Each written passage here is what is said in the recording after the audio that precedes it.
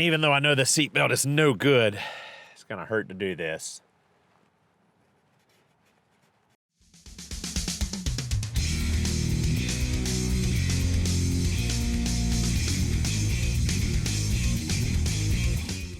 So guys, we are home with the 2017 STI project car. It is back from the body shop. The new radiator support is welded in, painted, ready to go.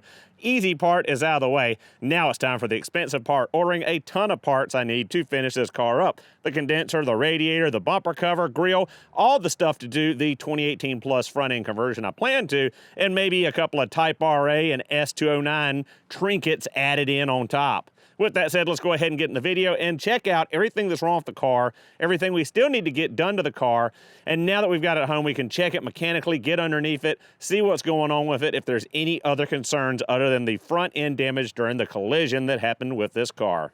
We checked everything, everything's lining up great. We don't have any issues with the hood. Thankfully, the hood did not get rolled under. All we got to do now is get all the parts and pieces ready to reassemble it. I've got the battery charger hooked up right now because the battery died while it was in the body shop. I don't know how old the battery is, so I'm not sure if it's a parasitic draw issue or if the battery's just super old. We did get a lot of cold nights the last couple of weeks here in South Carolina, but also the car has just been sitting and not being driven, so a lot of factors in there. We're going to charge it up. If it needs a new battery, we'll replace it later. Not too worried about it right now.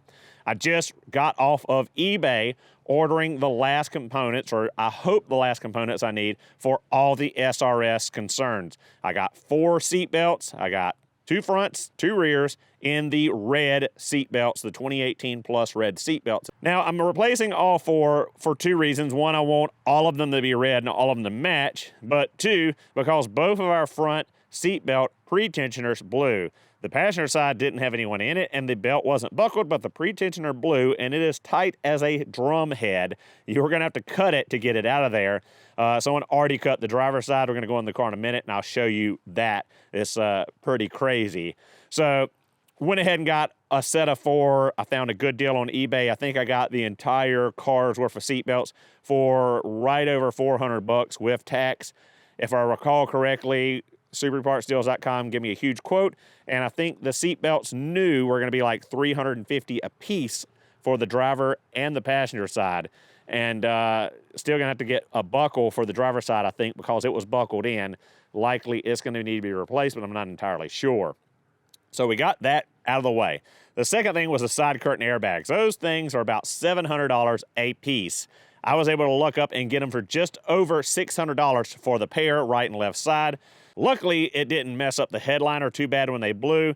There is a little bit of creasing on it, more prevalent on the driver's side than the passenger side. I might be able to get that out with some steam, I'm not sure. But if I have to replace the headliner, I guess I'll replace the headliner. Other than that, I think that will do it for all of our airbag, all of our SRS concerns. I just installed the new driver's side knee airbag that I picked up on Facebook Marketplace. I've got the driver steering wheel airbag module installed too, but it's not hooked up because our roll connector or clock spring has not come in yet from SubaruPartsDeals.com. When the airbag blows, it melts that all together, and it is no good, so we've got to replace it as well. Now, I haven't dealt with a lot of collision or wrecks before, so I don't know if our impact sensors need to be replaced. I don't know if our SRS module needs to be replaced or reset or reprogrammed. I'm not exactly sure. I do know that when I plugged in the knee bolster airbag unit, the new one, 2 of the codes, or the 2 codes for it, went away. So hopefully we can just replace and plug in these components, clear the codes, and be good to go, but I'm not entirely sure. So right now, as a running total, purchase price of the car, everything we've done up to this point with doing our paint and our structural repair for our radiator support and all of the SRS components, so seat belts, airbags, etc. The running total right now for this car, all in, is $10,772, which I don't think is bad for a 2017 STI with 85,000 miles and a clean title. The SC title finally got to me in the mail about a week or 2 ago, and it is clean, no salvage, no rebuilt, nothing, because again, the insurance had lapsed on this car from the original owner, and there was no one to turn it into. So This thing is clean, clear, and good to go. So we got quite the collection of components and fasteners in the trunk of this car. Stuff we need to put back together on the front end. Stuff that's no good, like these blown out old side curtain airbags. Stuff I just need to throw away that I brought home from the body shop to get out of my buddy's shop. There's some more of the side curtain airbags. There's the old driver steering wheel module back there that blew out. None of that's salvageable. This is the driver side cooling fan. Luckily, the blades were fine. The motor was fine. We just need to replace the fan shroud where it broke. So saving some money there without having to buy a full fan housing or a full cooling fan module assembly. I think it was on like 20 bucks to get a new one. So likely going to toss this and end up replacing it with a brand new one.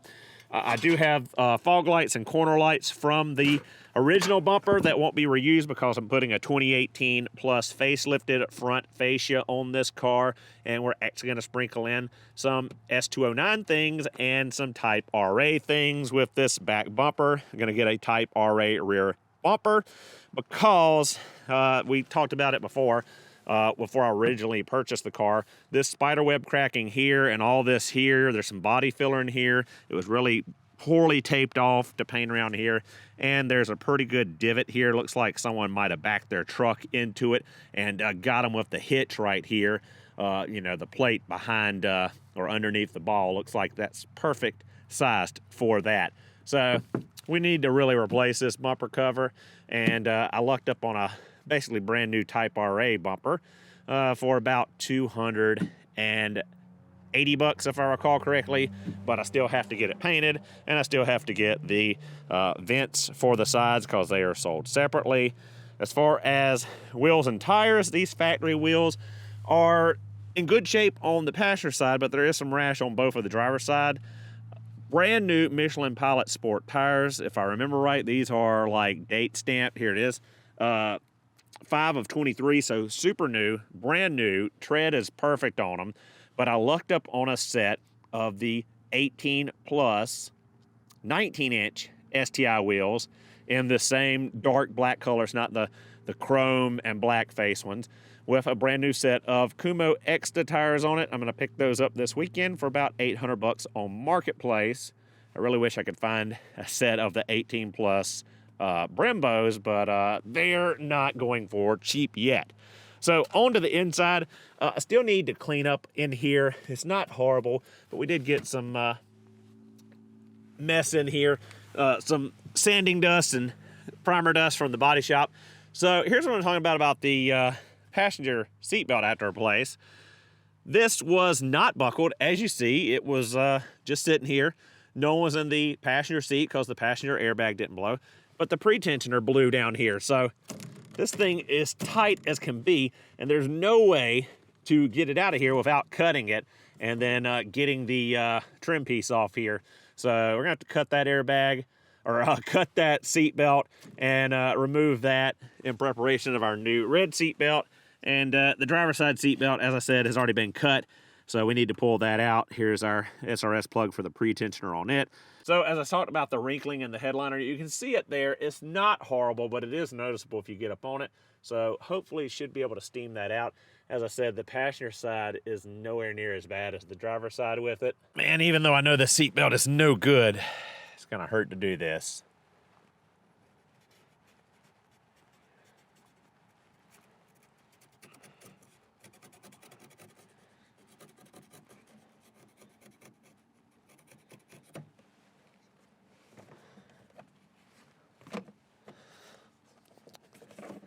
At least now we can get this trim piece out and get the old no good seatbelt out of here in preparation for the new red seatbelt. So no insinuations or assumptions, but does anyone know how to get stains out of Alcantara? I'm not a detailer and I don't want to screw up these seats, but does anyone know an effective means for cleaning Alcantara? Because need to get that out of the driver's seat, whatever it is. So again, there's the brand new driver's side, well, brand new to me, driver's side airbag module. Just need to get that roll connector or clock spring under there. And I now have that brand new, to me, knee bolster bag plugged in, installed, everything lined up pretty good there. Didn't warp out any of this trim, which I've seen from other wrecked modern Subarus where this blows out and it completely erects the trim pieces on either side, but all of that's good. So one issue off the bat that I have with this car is when you put it in reverse, the backup camera doesn't work, the reverse lights don't work, and the gear indicator in the cluster is not working either. I think when they hit whatever they hit, sack of concrete, whatever it is, I can't get the story straight, but it doesn't really matter at this point. I think they ran it over too, so it probably dragged along underneath the body of the car and might have grabbed some wiring and messed up some stuff underneath. So we're gonna go ahead and jack the car up and look underneath and see if there's any damage to the engine, transmission, etc., wiring, stuff that I wasn't able to check too well in the parking lot. I didn't see anything, but something's obviously going on here with the transmission because the backup camera is not working and the backup lights aren't working and that gear indicator is not working in the cluster. All right, guys, so underneath the car now, everything looks great under here.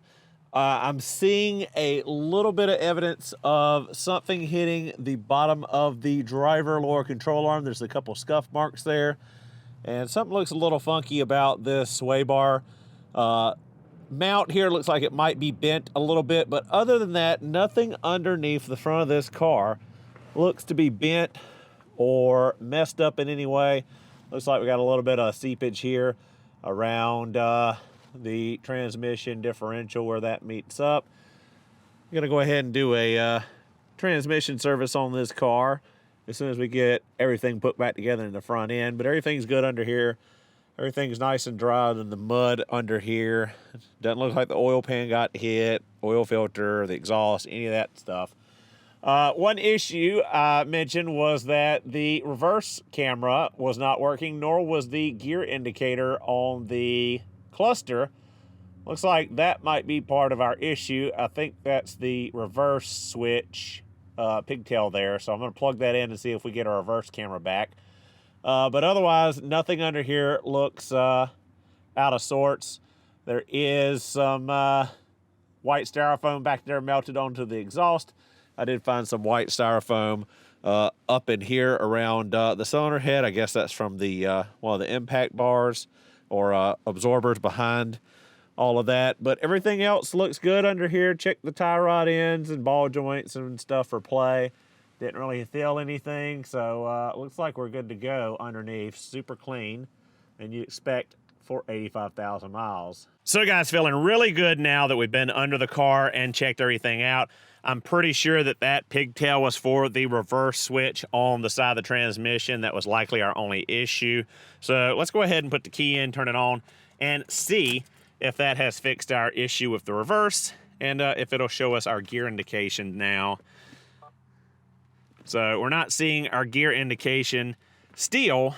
Let's see if reverse works. So it does say R, and our backup camera is now working. So there's part of our issue was the gear shift indicator there. The reverse switch wiring harness was unplugged.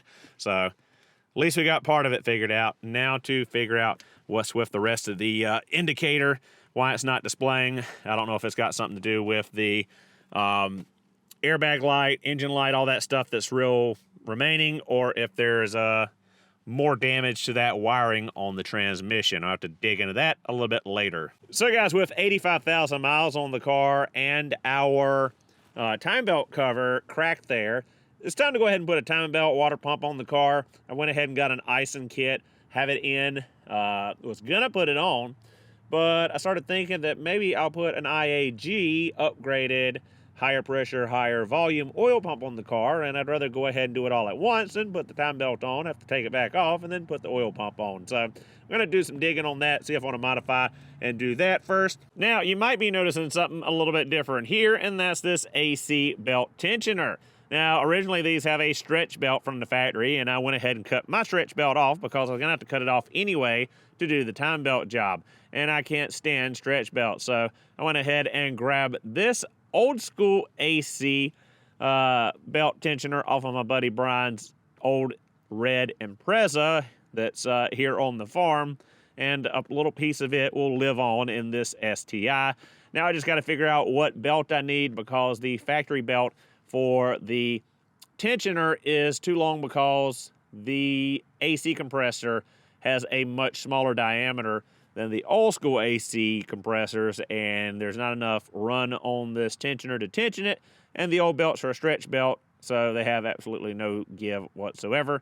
So I'm gonna have to go and size me up a 4-rib belt for this, but I'd rather have the tensioner on there instead of having to deal with a stupid stretch belt. So guys, I know this was kind of a talking video, nothing really getting done, no repairs, anything like that, other than you know, plugging in that wiring harness and getting our reverse camera to work. But there are plenty of parts funneling in over the next couple of weeks. There will be lots of content, lots of videos on the restoration of, the modification of, and the maintenance and repair of some stuff on this car. So be sure to stay tuned for lots and lots on this white STI in the future. I'm sure you're probably going to get sick and tired of seeing it before too long. So guys, thank you so much for watching. Hope you enjoyed the video, and I'll see you all in the next one.